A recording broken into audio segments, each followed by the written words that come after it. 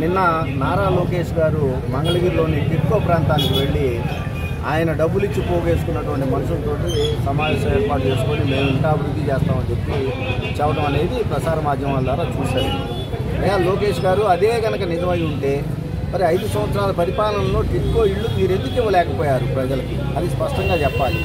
YSR Congress party అధికారంలోకి వచ్చిన తర్వాత జగన్మోహన్ రెడ్డి గారు ఆయన ఆదేశాల మేరకు మేము పూర్తి సౌకర్యాలతోటి, ఎందుకంటే మీరు ఒకసారి నిన్న వెళ్ళారు కదా, ఏదో ఒక 30-40 మంది సెక్యూరిటీ గార్డులను పెట్టుకొని పోలీసులను పెట్టుకొని మీరు వెళ్ళారు. కానీ ఒక్కళ్ళగా ఇళ్ళైనా సరే మీరు చూసుకోండి ఆ ప్రాంతంలో ఏ విధంగా రోడ్లు వేసాము, ఏ విధంగా ఎలక్ట్రిసిటీ తీసుకొచ్చాము, ఏ విధంగా సబ్స్టేషన్ అక్కడ కట్టాము, ఏ విధంగా పూర్తి స్థాయిలో మౌలిక సదుపాయాలన్నీ ఆ పేదవాళ్ళకి కట్టించాము.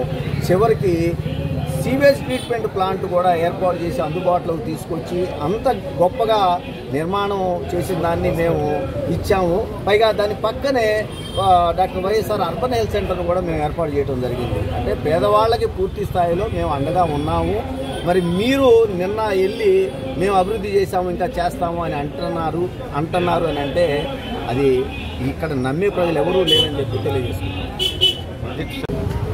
నిన్న నారా లోకేష్ గారు మంగళగిరిలోని టిక్కో ప్రాంతానికి వెళ్ళి ఆయన డబ్బులు ఇచ్చి పోగేసుకున్నటువంటి మనుషులతో సమావేశం ఏర్పాటు చేసుకొని మేము ఇంకా అభివృద్ధి చేస్తామని చెప్పి చెప్పడం అనేది ప్రసార మాధ్యమాల ద్వారా చూశారు.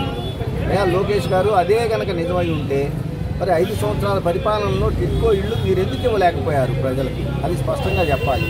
వైఎస్ఆర్ కాంగ్రెస్ పార్టీ అధికారంలోకి వచ్చిన తర్వాత జగన్మోహన్ రెడ్డి గారు ఆయన ఆదేశాల మేరకు మేము పూర్తి సౌకర్యాలతోటి, ఎందుకంటే మీరు ఒకసారి నిన్న వెళ్ళారు కదా, ఏదో ఒక 30-40 మంది సెక్యూరిటీ గార్డులను పెట్టుకొని పోలీసులను పెట్టుకొని మీరు వెళ్ళారు.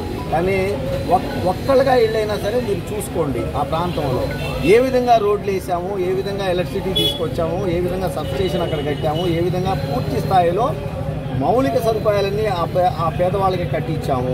చివరికి సీవేజ్ ట్రీట్మెంట్ ప్లాంట్ కూడా ఏర్పాటు చేసి అందుబాటులోకి తీసుకొచ్చి అంత గొప్పగా నిర్మాణం చేసిన దాన్ని మేము ఇచ్చాము. పైగా దాని పక్కనే డాక్టర్ వైఎస్ఆర్ అర్బన్ హెల్త్ సెంటర్ను కూడా మేము ఏర్పాటు చేయడం జరిగింది. అంటే పేదవాళ్ళకి పూర్తి స్థాయిలో మేము అండగా ఉన్నాము.